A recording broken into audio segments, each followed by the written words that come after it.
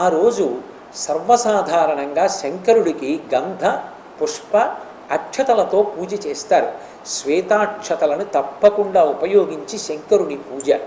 మనకి మిగిలినటువంటి దేవతల పూజ చేసేటప్పుడు పసుపు కలిపినటువంటి అక్షతలు ఉపయోగిస్తారు.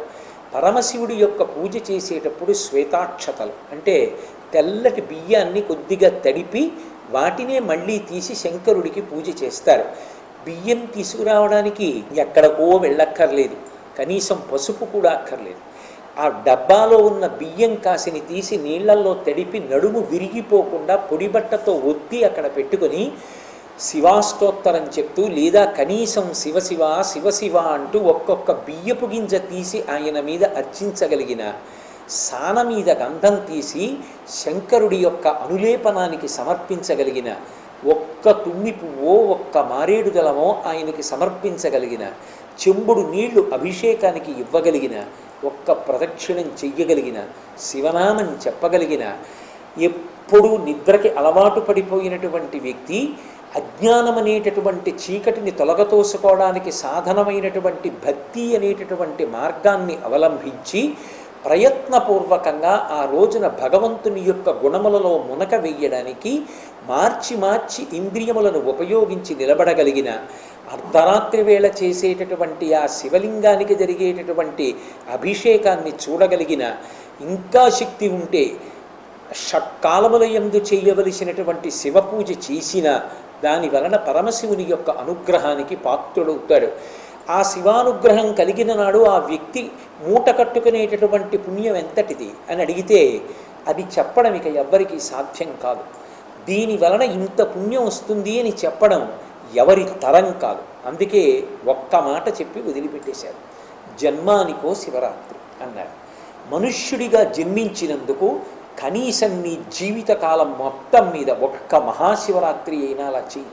అలా చేయకపోతే ఈ శరీరాన్ని పొందినందుకు కాలప్రవాహంలో మహాశివరాత్రి నాడు జీవించి ఉన్నందుకు నిష్ప్రయోజనమైపోతుంది.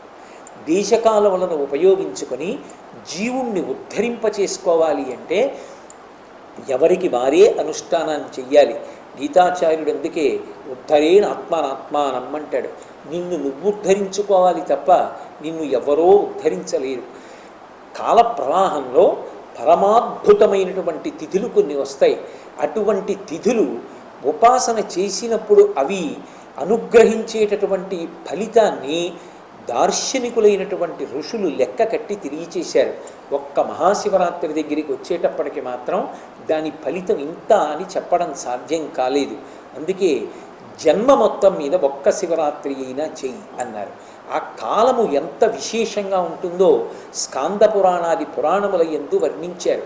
అది ఒకవేళ మనసు పెట్టి భక్తితో చేసినవాడు కాకపోయినా అప్రయత్నంగా అనుకోకుండా ఒక దీపాన్ని వెలిగించిన, నిధనమైపోతున్నటువంటి దీపాన్ని ఒత్తిని జరిపి ప్రజ్వలింపచేసిన, తెలిసో తెలియకో అన్నం దొరకక ఆకలితో ఉపవసించిన, తెలిసో తెలియకో దేవాలయంలోకి ప్రవేశించిన, ఎవరో తరువుకొస్తున్నారని గుడి చుట్టూ పరిగెత్తడంలో ప్రదక్షిణం చేసిన, ఏ కారణానికో గుడిలోకి వెళ్ళినా, ఏ బాధ చేతనైనా శివశివ అన్న, కాలము అంత పుణ్యాత్మకమైనది కనుక, కాలము అంత శక్తివంతమైనది కనుక, ఆ కాలములో చేసినటువంటి ఉపాసన తెలిసి చేసినా తెలియక చేసినా, అగ్నిహోత్రము తెలిసి ముట్టుకున్నా తెలియక ముట్టుకున్నా ఎలా శరీరాన్ని కాలుస్తుందో ఆ మహాశివరాత్రి పర్వదినం కూడా అంత గొప్ప శక్తిని అనుగ్రహించగలదని మనకి కాశీఖండం మొదలైనటువంటి వాటిల్లో గుణనిధి వృత్తాంతంలో తెలియచెప్పబడింది.